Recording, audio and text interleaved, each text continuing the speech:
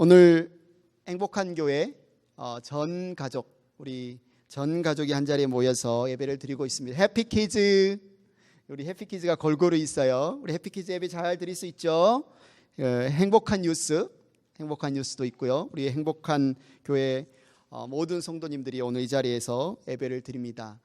지금 추석이죠. 한국은 지금 추석 명절로 보내고 있습니다. 우리 해피키즈 행복한 뉴스 친구들은 아마 잘 모를 수도 있겠는데, 한국에서 자랐던 우리 어른들은 추석 명절이 되면 고향을 찾고 고향에서 한 가족이 모여서 둘러앉아 맛있는 음식을 나눠 먹고, 특히 추석에는 송편을 많이 빚지 않습니까? 송편을 나눠 먹고 또 이야기꽃을 피우고, 이런 어떤 그리움들이 제 마음속에도 아마 여러분들의 마음속에도 있을 줄 믿습니다. 어느 잔치를 가든지 잔치에는 기쁨이 넘칩니다. 잔치에는 특별히 먹을 것이 풍성합니다. 그리고 잔치에서는 서로를 향하여 좋은 말들이 오고 갑니다. 잔치가 영어로 뭘까? 아마 찾아보면 아마 세 단어 정도가 있는 것 같아요. feast, banquet, party. 우리가 오늘 가을 가든 파티로 모였잖아요. 가을 가든, 가을에 정원에서 밖에서 드리는 잔치, 이런 모토로 우리가 모였는데, 오늘 날씨가 며칠째 비가 오더니 오늘 그치긴 했지만 잔디밭이 많이 젖어서 우리가 밖에서 활동하기는 어려울 것 같습니다. 하지만 우리가 함께 모여서 준비한 음식과 또 준비한 프로그램으로 서로 교제하고 사랑을 나누는 시간을 갖도록 하겠습니다. 예수님께서 하나님 나라를 이스라엘 백성들에게, 우리에게 성경에서 설명할 때 이 잔치라는 비유를 통해서 많이 설명을 하셨어요. 우리 행복한 교회가 누굽니까? 라고 지나가는 사람들이 묻는다면 여러분들은 그렇게 말할 거예요. 우리 행복한 교회는 행복한 교회입니다 하면서, 또 행복한 교회는 하나님의 나라를 살아가는 사람들입니다, 이렇게 말할 거예요. 행복한 교회 성도님들은 우리의 표어, 행복한 교회 표어가 하나님의 나라를 살아가는 사람이라는 것을 잘 알고 있습니다. 우리가 하나님의 나라를 살아가는 사람으로서 어떻게 잘 하나님의 나라를 살아갈 수 있을까라고 묻는다면, 예수님께서 하나님 나라가 잔치다, 이 설명을 잘 이해할 때, 그러면 우리가 하나님 나라를 살아갈 때 어떻게 살아갈 수 있겠구나를 이해할 때 좀 더 도움이 되리라고 믿습니다. 오늘 본문 말씀은 예수님께서 하나님 나라를 비유로 설명해 주신 말씀인데요, 오늘 이 비유의 말씀을 설명하게 된 계기가 있습니다. 바로 18절에 나와 있습니다.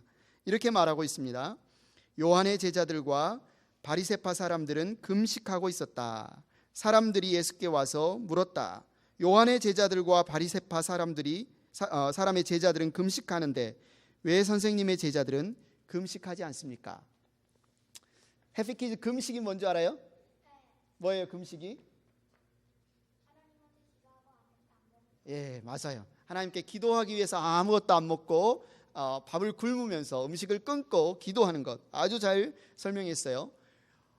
바로 이게 금식인데, 어떤 사람들이 와서 예수님과 예수님의 제자들에게 왜 바리새파 사람들도 금식하고 침례 요한의 제자들도 금식하는데 하나님 나라를 이야기하면서 왜 예수님의 제자들은 금식하지 않냐고 지금 따지고 있는 거예요. 왜 이 사람들이 예수님께 와서 금식하지 않는 것 때문에 이렇게 막 어쩌면 비난하듯이 따지듯이 예수님께 질문을 했을까요? 왜냐하면 예수님 당시에 유대인들에게 있어서 금식은 너무너무 중요한 일이었어요. 구약 성경에 보면 이스라엘 백성이 하나님 앞에 금식할 때 왜 금식하느냐? 바로 하나님 앞에 우리가 겸손하게 하나님만을 의지하겠습니다 라는 표현으로 금식하는 것을 볼 수 있어요. 정말 하나님을 신뢰하고 의지함의 표현을 보일 때 하나님만이 우리 나라를 구할 수 있습니다, 하나님만이 침략하는 외국으로부터 우리를 건져줄 수 있습니다 라는 표현으로 이스라엘 백성이 금식하며 기도했던 것을 볼 수 있고요. 또 에스더의 이야기를 보면 하만이라는 나쁜 사람이 에스더와 에스더에 속한 이스라엘 백성들을 다 모함하여 죽이려고 할 때 에스더가 이스라엘 백성들에게 3일 동안 금식하면서 자기를 위해 기도하라고 부탁하죠. 그래서 왕에게 나아가서 이스라엘 민족을 구할 수 있도록 제가 이야기하겠습니다. 이런 어떤 큰 일이 있을 때 하나님만이 우리의 힘입니다, 하나님만이 우리의 능력입니다를 표현하는 방법으로 그들은 금식을 했어요. 뿐만 아니라 이들이 죄를 지었을 때, 이스라엘 백성이 죄를 지었을 때 우리가 금식함으로 우리의 죄를 회개합니다라는 표현으로 이들이 금식을 했어요. 그래서 유대인들은 자신들이 금식을 하면 하나님이 자신의 죄를 용서해 주신다라고 생각을 했습니다. 사진에 보면 바리새인이 나오죠. 유대인들 중에서도 이 바리새인들은 특별히 금식을 열심히 했어요. 두 번째 사진 보여주시기 바랍니다. 바리새인들은 율법을 지켜서 완전한 의에 이르기를 원했던 사람들입니다. 그들은 율법을 철저히 지켜서 의를 얻고자 했던 사람들입니다. 그래서 그들은 아예 일주일에 이틀은 우리가 금식을 하자, 일주일에 이틀은 금식을 하자라고 법으로 쾅쾅쾅 정했어요. 물론 구약 성경에 보면 일주일에 이틀을 금식해야 된다는 법이 없습니다. 그러나 바리새인들은 우리가 하나님의 율법을 잘 지키고 의를 얻기 위해서는 일주일에 이틀은 금식해야 된다고 구약 성경을 잘 자기 나름대로 해석을 해서 법으로 정한 거예요. 왜 이들은 일주일에 이틀씩이나 금식을 했을까? 이 바리새인들이 아주 중요하게 믿고 붙드는 구약의 성경 말씀이 있었는데 바로 출애굽기 19장 5절 6절 말씀입니다. 같이 한번 읽어볼까요? 시작. 이제 너희가 정말로 나의 말을 듣고 내가 세워준 언약을 지키면 너희는 모든 민족 가운데서 나의 보물이 될 것이다. 온 세상이 다 나의 것이다. 그러므로 너희는 내가 선택한 백성이 되고 너희의 나라는 나를 섬기는 제사장 나라가 되고 너희는 거룩한 민족이 될 것이다. 너는 이 말을 이스라엘 자손에게 일러 주어라. 바리새인들은 이 말을 아주 중요하게 생각했어요. 하나님께서 이스라엘을 선택해서 언약 백성으로 삼으셨다라는 것을 믿었어요. 언약 백성으로 삼으셨다는 것은 바로 하나님이 선택한 민족이다라는 사실이에요. 하나님이 왜 이스라엘 백성을 언약 백성으로 선택한 민족으로 세우셨느냐? 그 목적은 바로 제사장의 나라가 되기 위해서다. 이 사실을 그들은 믿었어요. 그래서 이들이 꿈꾸는 비전, 꿈이 있었는데 바로 우리가 하나님이 약속한 언약 백성, 그 언약을 잘 지켜서 제사장의 나라가 되자, 제사장의 나라가 되자. 이 꿈을 이들은 꾸었습니다. 바리새인들은 사실 제사장은 아니죠. 제사장의 어떤 레위인 직분은 아닙니다. 이들은 그냥 일반 국민들이었습니다. 그럼에도 불구하고 그들은 우리는 언약 백성이고 우리는 제사장의 나라가 되기 위해서 이들은 제사장이 아님에도 불구하고 성전 제사장들이 지키는 정결 예법을 그대로 지키는 거예요. 손을 잘 씻는 것, 목욕을 하는 것, 죄를 지었을 때 어떻게 제사를 하는 것, 이 제사장들이 지켜야 할 정결 예법을 자신들의 삶에 적용해서 지키고자 예를 썼습니다. 그들은 그들 자신이 그 정결 예법을 지킬 뿐만 아니라 모든 이스라엘 사람들이 다 그 정결 예법을 지켜야 된다. 그 율법을 지켜야 된다. 그래야 하나님께서 우리에게 약속하신 것처럼 우리가 언약 백성이 되고 우리가 제사장의 나라가 된다라고 생각했습니다. 그래서 그들은 원칙을 중요하게 생각하고 의식을 중요하게 생각하고 특히 그 중에서 바로 이 금식하는 것을 중요하게 생각했어요. 그들은 철저하게 금식을 했어요. 그래서 바리새파 사람들은 다 금식하는데 왜 예수님의 제자들은 금식하지 않습니까? 라고 질문하는 거죠. 또 철저하게 금식을 하는 사람들이 있었는데 사진을 보면 누가 나옵니까? 여러분이 아마 낙타 가죽옷을 입고 사막에 살고 메뚜기와 꿀을 먹고 사는 사람 하면 여러분들 떠오르는 사람이 있죠. 바로 침례 요한입니다. 침례 요한의 제자들도 바리새인들과 마찬가지로 금식을 철저히 하는 사람들이었습니다. 침례 요한은 이제 곧 하나님의 심판이 올 텐데, 종말이 임하면 하나님의 심판이 임할 텐데 그 하나님의 심판 앞에 우리가 회개하지 않으면, 우리가 거룩함을 회복하지 않으면 우리는 다 심판으로 죽을 수밖에 없다라고 회개 운동을 벌린 사람이. 그래서 침례 요한은 이 회개의 표현으로 우리가 과거에 지었던 죄를 깨끗이 씻고 회개하는 표현으로 침례를 베풀었어요. 요단강에서 침례를 베풀었어요. 그런데 요한이 어디에 살았고 어디에서 침례를 베풀었어요? 요한이 살았던 곳은 광야, 사막이었어요. 이 요한이 먹었던 것은 뭐예요? 좀 전에도 말했던 것처럼 메뚜기와 꿀, 그리고 그가 입은 것은 낙타 가죽으로 만든 옷을 입고 살았어요. 이런 침례 요한의 모습을 보면 여러분 어떤 게 느껴집니까? 음식도 자연식으로 하고 최소한의 자연식으로 하고 사람들이 있지 않는 곳에 사막에 거하고 그리고 최소한의 자연에서 나오는 가죽 옷을 입고 굉장히 금욕적인 삶을 살았던 것을 볼 수 있어요. 그 메시지 안에서도 여러분이 2벌 옷이 있으면 1벌은 가난한 사람에게 주십시오라고 메시지를 하는 것을 볼 수 있습니다. 바로 이 금욕적인 침례 요한의 회개운동과 바로 이 금식은 너무너무 잘 맞아떨어졌죠. 우리의 죄를 회개하기 위해서 하나님 앞에 겸손히 나아가기 위해서 바리새인들이 금식했던 것처럼 바로 침례 요한과 그의 제자들도 이렇게 열심히 철저히 금식을 했어요. 여러분에게 일주일에 이틀씩 금식하라면 해피 퀴즈 할 수 있겠어요? 이틀을 꼬박 굶어야 되는데 행복한 뉴스 할 수 있겠습니까? 식욕이 왕성한 우리 특히 형태는 하루에 밥을 엄청나게 먹는데 할 수 있겠어요? 일주일에 이틀을 굶어야 되면?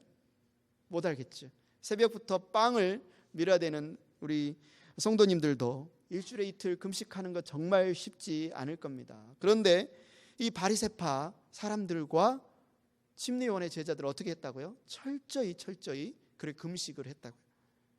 그들은 정말 하나님의 나라, 우리가 과거에 죄를 지어서 하나님의 말씀을 어겨서 우상을 섬겨서 우리가 정말 심판을 받았는데 우리가 철저히 하나님의 율법을 지킴으로 하나님의 나라가 우리 가운데 임하면 좋겠다. 메시아가 오시기를 소망하고 또 종말에 하나님의 그 심판이 임할 때 구원받기 위해서 그들은 철저히 금식을 했어요. 그런데 그들이 금식하는 그 사람들이 보기에 예수님은 하나님 나라를 선포하신다고 하는데 하나님 나라를 전한다고 하는데 전혀 금식을 강조하지 않는 거예요. 자신과는 달리 전혀 금식을 강조하지 않을 뿐만 아니라 오히려 더 많이 먹고 더 많이 마시고 자주 사람들과 어울려서 잔치를 베풀고 먹는 모습을 보면서 그들이 왜 그렇습니까? 어떻게 하나님 나라를 기다린다고 하면서 어떻게 금식하지 않고 그럴 수 있습니까? 라고 질문을 하는 거죠. 예수님은 왜 그랬을까요?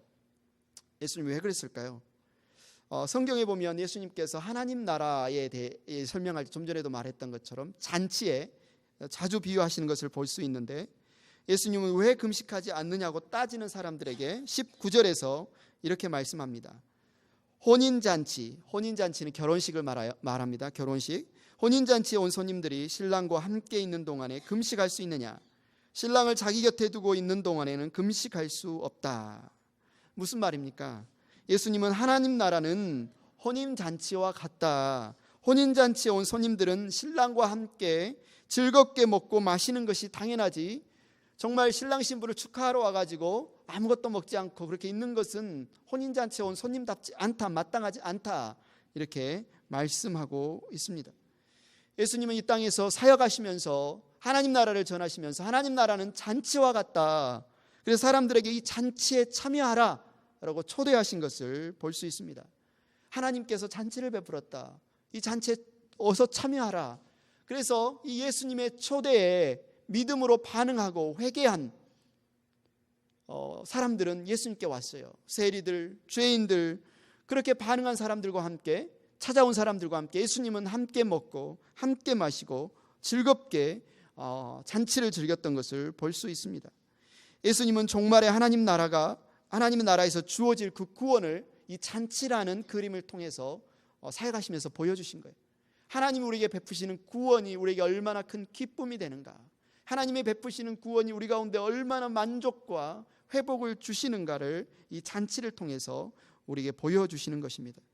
잔치를 열어서 누구든지, 그 사람이 죄인이든지 창녀든지 세리든지 예수님의 초청에 응하는 사람은 누구든지 잔치에 참여할 수 있고 누구든지 그 잔치에 와서 즐겁게 먹고 즐겁게 마실 수 있는 그것을 보여주시기 위해서 예수님은 이 잔치를 많이 열었습니다.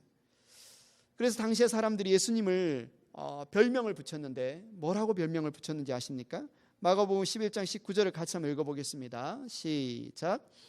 인자는 와서 먹기도 하고 마시기도 하니 그들이 말하기를 보아라, 저 사람은 마구 먹어대는 자요 포도주를 마시는 자요 세리와 죄인의 친구다 한다.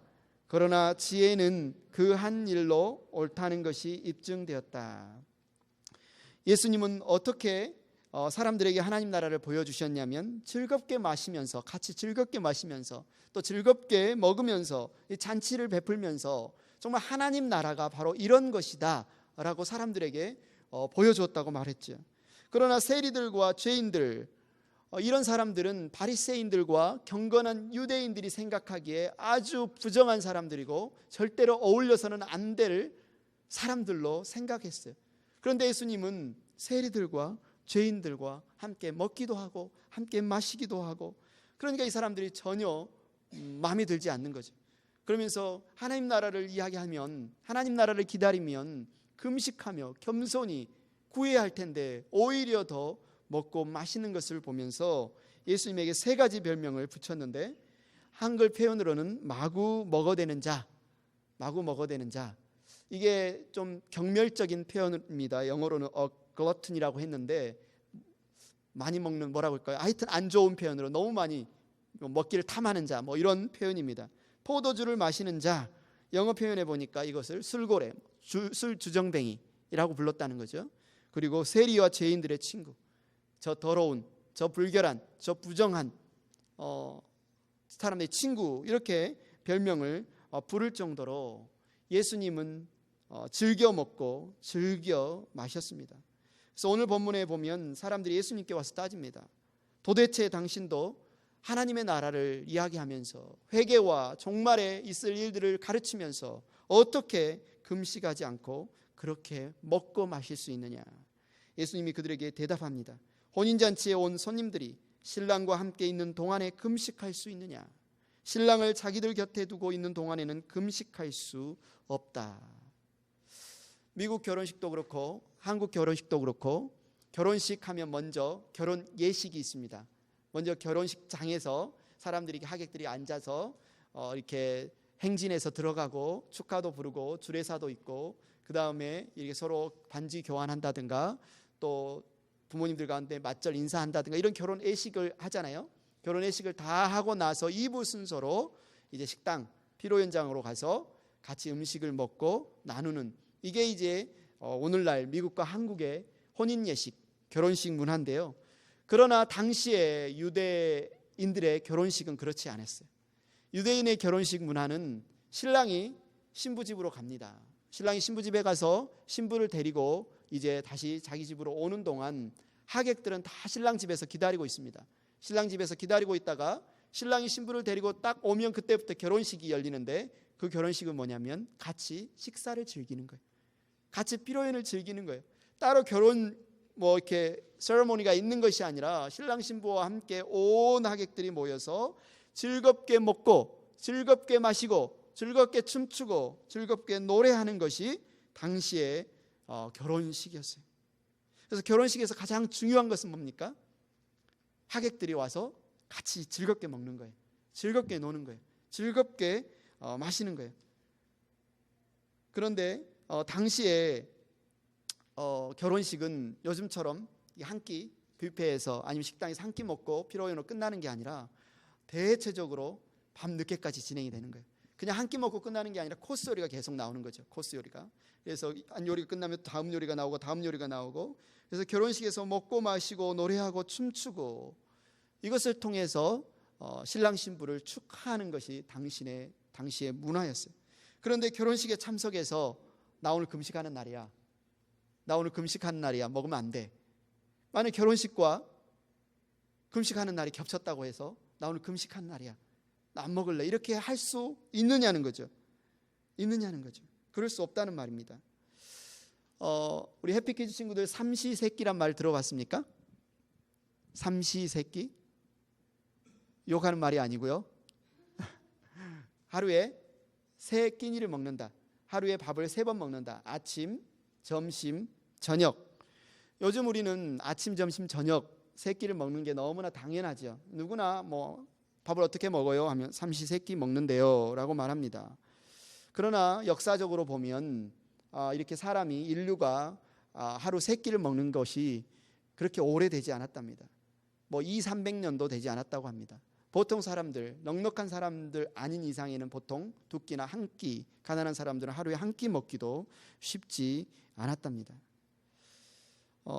왜 그랬을까요? 당시에는 먹을 게 굉장히 부족한, 경제적으로 어려운 상황들이 많았기 때문에 그렇습니다. 그래서 요즘처럼 우리가 삼시세끼 꼬박꼬박 챙겨 먹고 간식으로도 챙겨 먹고 싶으면 언제든지 뭐 피자 사 먹든지 햄버거 사 먹든지 사 먹을 수 있는 사람들은 뭐 어떤 음식에 대해서 누가 결혼식 한대 그 결혼식장에 가면 한 끼 먹을 수 있대, 이런 것에 대해서 어떤 열망, 기다림, 설렘 이런 거 없겠죠. 그러나 그렇게 하루에 한 끼 먹기도 쉽지 않고, 특히 맛있는 음식, 고기라든지 이 기름진 음식을 먹기가 쉽지 않을 그 당시에는 이 결혼식이라는 것은 사람들에게 있어서 굉장히 기다려지는 날이고 고대가 되는 날이고 설레는 날이고 손꼽아 가고 싶은 날이었다는 것입니다. 한국만 해도 몇십 년 전에는 한국 사람들도 어떤 음식들이 풍요롭지 않을 때 고기를 제대로 먹는 것을 쉽지 않았습니다. 그래서 동네에서 결혼식이 있거나 어떤 잔치가 있으면 굉장히 기대하고 기다리는 마음, 특히 이런 추석이나 설 명절이 있으면 굉장히 기다리고 기대하는 마음들이 있었어요. 왜요? 배부르게 먹을 수 있으니까, 맛있는 음식을 실컷 먹을 수 있으니까 얼마나 신났겠습니까? 그런데 예수님이 말씀하신 이 당시의 유대인들도 마찬가지였다는 거죠. 당시의 유대인들도 굉장히 가난한 시대였고 그렇게 세 끼 먹을 수 있는 상황도 아니었고 고기나 맛있는 음식을 풍요롭게 먹을 수 있는 상황도 아니었습니다. 요즘 우리 해피키즈들은 엄마한테 밥 잘 안 먹는다고 혼나죠. 밥 먹으라고 하는데 자꾸 밥 잘 안 먹는다고 혼나죠. 그러나 그때 아이들은 자꾸 밥 달라고 하는데 줄 게 없다고 혼내는 거예요. 줄 게 없다고. 밥이 없는데 왜 밥을 달라고 하니? 바로 그런 시대였어요. 그런 시대에 이제 결혼식이 있고 결혼식에 가면 실컷 먹을 수 있고 배부르게 먹을 수 있고, 그런데 금식하는 날과 이 결혼식이 겹쳤다고, 자 오늘은 결혼식이지만 금식 날이기 때문에 밥 먹어서는 안 됩니다. 식사할 수 없습니다. 그냥 세레모니만 하고 헤어지겠습니다 라고 절대 말할 수 없다는 거죠. 그래서 바리새인들이 애외 조항을 딱 정했습니다.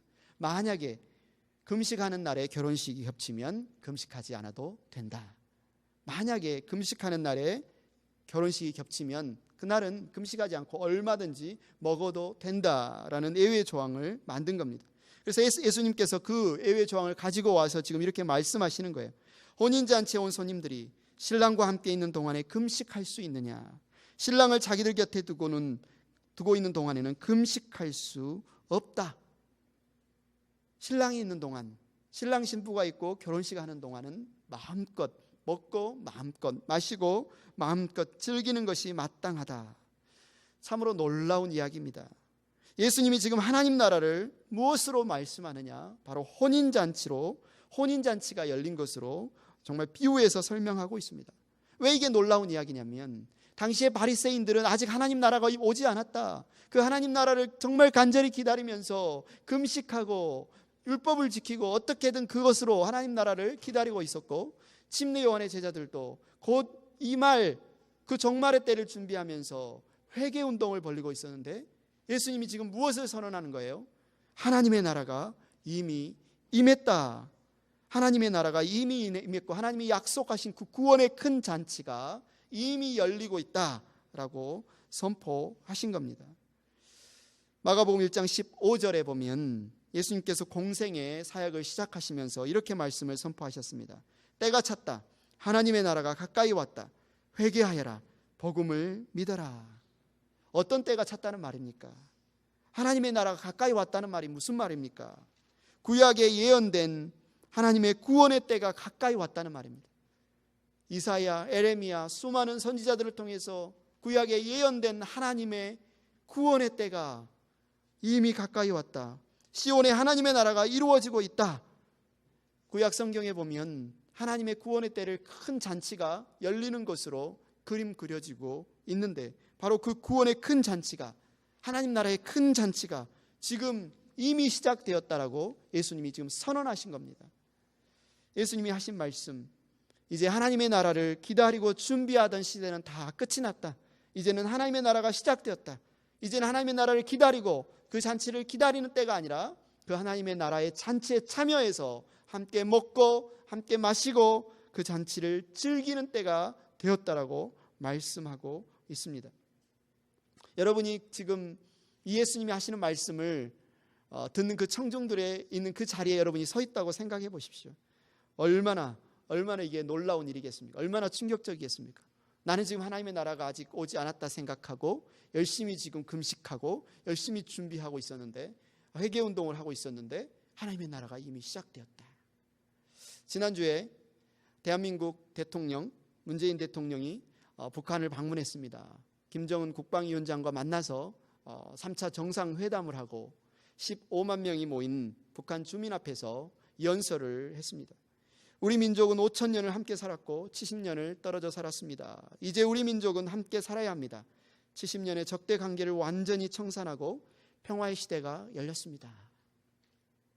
이렇게 연설하는데 이것이 실감이 안 나잖아요. 평화의 시대가 열렸습니다 하는데 적대 관계가 이제 청산했습니다, 이제 전쟁은 완전히 이제 끝났습니다라고 말하는데 우리에게 실감이 안 나잖아요. 우리가 남과 북이 더 이상 싸우지 않고 화해하고 평화를 이루어서 마음만 먹으면 평양에도 가고 마음만 먹으면 우리도 북한산 백두산에도 놀러 가고 뭐 이런 것들을 오랫동안 손꼽아 기다렸는데 이미 그게 시작되었다. 내가 첫 발을 떼었다 하고 대통령이 백두산을 밟는데 아직 실감이 안 나잖아요. 막 충격적이죠. 잘 안 믿어지잖아요. 그런데 예수님께서 이것보다 훨씬 놀랍고 충격적인 이야기를 하신 거예요. 왜 금식하지 않습니까? 라고 따지는 사람들에게 이미 하나님의 나라가 이 땅에 임했다. 이미 구원의 큰 잔치가 시작되었다. 더 나아가서 예수님 자신이 바로 이 잔치, 이 혼인잔치의 주인공, 그 신랑이다. 유대 결혼식에서 신랑이 신부 집에 가서 신부를 데리고 자기 집에 도착하면 잔치가 열린다고 했는데 바로 예수님이 이 땅에 오심으로 말미암아 하나님의 큰 잔치가 열렸기 때문에 예수님이 바로 그 신랑이다라고 말씀하고 있습니다. 예수님이 이 땅에 오셔서 실제로 하나님의 구원의 놀라운 은혜를 베푼 것을 우리가 성경을 통해서 알고 있습니다. 한 중풍병자에게 이렇게 말씀하셨습니다. 마가복음 2장 10절하고 11절 이렇게 말하죠. 그러나 인자가 땅에서 죄를 용서하는 권세를 가지고 있음을 너에게 알려주겠다. 내가 네게 말한다. 일어나서 내 자리를 걷어서 집으로 가거라. 온몸을 움직이지 못하던 중풍병자가 예수님이 그의 죄를 사했다라고 선포하시고 일어나 걸으라고 할 때 그가 그 자리에서 일어나 걷게 되는 놀라운 일들을 성경은 기록하고 있습니다. 성령의 능력으로 귀신을 쫓아내고 아픈 사람을 고치는 그 일이 이미 하나님이 약속하신 구약에 이미 하나님이 약속하신 구원의 큰 잔치가 지금 이미 이 땅에서 이루어지고 있고 실행되고 있음을 예수님께서 말씀하고 있습니다. 그래서 삭개오가 예수님을 자신 집에 초청했을 때 예수님께서 삭개오의 집에 들어가면서 하나님의 구원이 이 집에 임했다라고 선언한 것도 바로 이 모든 이미 하나님의 나라가 이 땅에 임했고 하나님의 구원의 큰 잔치가 시작되었음을 말씀하고 있습니다. 그래서 그 모든 죄와 죽음의 세력에 매여 있는 사람들에게 이제 예수님이 초청하고 계십니다. 하나님의 구원을 즐기도록 하나님의 구원에 참여하도록 초청하는 것을 볼 수가 있습니다. 예수님이 지금 말씀하십니다. 구약에서 예언된 그래서 지금까지 너희들이 기다려온 하나님 나라의 구원의 큰 잔치가 지금 열리고 있다. 나는 그 혼인잔치의 주인공과 같다. 신랑과 같다. 누가 이 잔치에서 금식할 수 있겠느냐. 이렇게 말씀하시는 거죠. 그리고 이어서 20절에 말씀하십니다. 그러나 신랑을 빼앗길 날이 올 터인데 그날에는 그들이 금식할 것이다. 예수님이 금식 자체를 지금 정죄하고 있는 것이 아닙니다. 예수님도 금식하신 것을 우리가 알고 있습니다. 그러나 메시아와 하나님의 나라가 임하기를 기다리면서 하는 금식은 속히 하나님의 나라가 오시옵소서, 속히 우리에게 그리스도를 보내주시옵소서라고 기다리면서 하는 금식은 더 이상 할 필요가 없다. 메시아이신 예수 그리스도와 함께 이미 하나님의 나라가 이 땅에 임했기 때문에, 이미 하나님의 잔치가 시작되었기 때문에 이제는 그것을 기다리면서 금식할 필요는 없다. 일주일에 2번씩 반드시 금식해야 한다는 그 형식적이고 강압적인 그런 금식은 할 필요가 없다. 왜냐하면 예수님과 함께 시작된 하나님의 나라를 살아가는 그 새로운 하나님의 나라를 살아가는 사람들의 새로운 삶과 전혀 맞지 않기 때문에 그렇다. 새로운 하나님의 나라가 시작되었고 새로운 하나님의 사람들이 새로운 삶을 살아가게 되었다. 그래서 오늘 본문 21절 22절에 예수님이 이렇게 설명합니다. 생배 조각을 낡은 옷에 대고 깁는 사람은 없다. 그렇게 하면 새로 된 조각이 낡은 데를 당겨서 더욱더 심하게 찢어진다. 또 새 포도주를 낡은 가죽 부대에 담는 사람은 없다. 그렇게 하면 포도주가 가죽 부대를 터뜨려서 포도주도 가죽 부대도 다 버리게 된다. 새 포도주는 새 가죽 부대에 담아야 한다. 이제 더 이상 옛날의 삶의 방식은 더 이상 하나님의 나라를 살아가는 사람들의 새로운 삶의 방식에 맞지 않는다는 말입니다. 우리는 그리스도의 영이신 성령의 충만함으로 살아가는 사람들입니다. 우리는 그리스도의 영이신 성령의 통치를 받아 살아가는 사람들입니다. 우리도 금식할 수 있습니다. 그러나 우리는 율법으로 보이려고, 나의 공로를 인정받으려고 금식하는 사람들이 아닙니다. 예수님께서 공생애를 시작하시기 전에 40일을 금식하셨습니다. 복음서에 보면 40일을 금식하시는 부분을 어떻게 기록하고 있냐면 성령께서 예수님을 광야로 이끄시매라고 표현하고 있습니다. 예수님은 성령의 인도하심을 받아 금식하였던 것을 볼 수 있습니다. 안디옥 교회에 성령께서 바나바와 바울을 따로 세워서 온 이방에게 복음을 전하는 선교사로 세우라고 말씀하실 때 안디옥 교회가 전체가 금식하며 기도했습니다. 우리도 기도할 수 있습니다. 그러나 더 이상 우리가 율법에 매여서 강압적으로 우리의 공로로 내세우려고 하는 금식이 아니라 성령께서 인도하시면, 성령께서 시키시면 우리는 금식할 수 있습니다. 하지만 하나님의 나라를 살아가는 우리의 삶의 기본적인 태도는 무엇입니까? 바로 하나님의 구원으로 인해서 기뻐하는 것입니다. 이미 우리에게 임한 하나님의 구원으로 인해서 기뻐하고 즐거워하는 것입니다. 십자가에서 우리 죄를 사하신 예수님이, 죽음의 권세를 이기고 부활하신 예수님이 저와 여러분과 함께 하십니다. 그래서 우리에게 항상 기뻐하라 라고 성경은 말하고 있습니다. 빌립보 교회 성도들에게 그들이 비록 힘든 고난과 역경 가운데 있지만 사도 바울은 여러분 주 안에서 기뻐하십시오, 기뻐하십시오 라고 선언하고 있습니다. 우리가 모든 순간에, 어떤 순간에도, 고난의 상황에도 우리가 기뻐할 수 있는 이유가 무엇입니까? 하나님의 나라가 시작되었습니다. 하나님의 구원의 큰 잔치가 시작되었습니다. 하나님이 여러분을 초청하셨고 여러분은 그 잔치에 참여해서 그 잔치를 지금 즐기고 있기 때문에 우리는 어떤 순간에도, 어떤 상황에도 주님 안에서 기뻐할 수 있습니다. 주님 안에서 기뻐해야 합니다. 사랑하는 행복한 교회 성도 여러분, 예수님과 함께 하나님의 나라가 시작되었습니다. 하나님의 구원의 큰 잔치가 시작되었습니다. 예수님과 함께 잔치를 즐기십시오. 예수님과 함께 기뻐하십시오. 예수님께서 여러분에게 베풀어 주신 구원을 기뻐하시기 바랍니다. 오늘 행복한 교회 모든 가족이 함께 가을 가든 파티로 모였습니다. 해피키즈, 행복한 뉴스, 행복한 가족 모두가 예수님 안에서 우리가 함께 떡을 떼고 함께 즐겁게 먹고 즐겁게 마심을 통해서 하나님께서, 예수님께서 먹고 마심을 통해서 우리에게 보여주시고자 했던 하나님 나라의 그 잔치, 그 잔치의 풍성함과 기쁨의 의미를 우리가 누리고 깨달을 수 있는 시간이 되기를 축복합니다.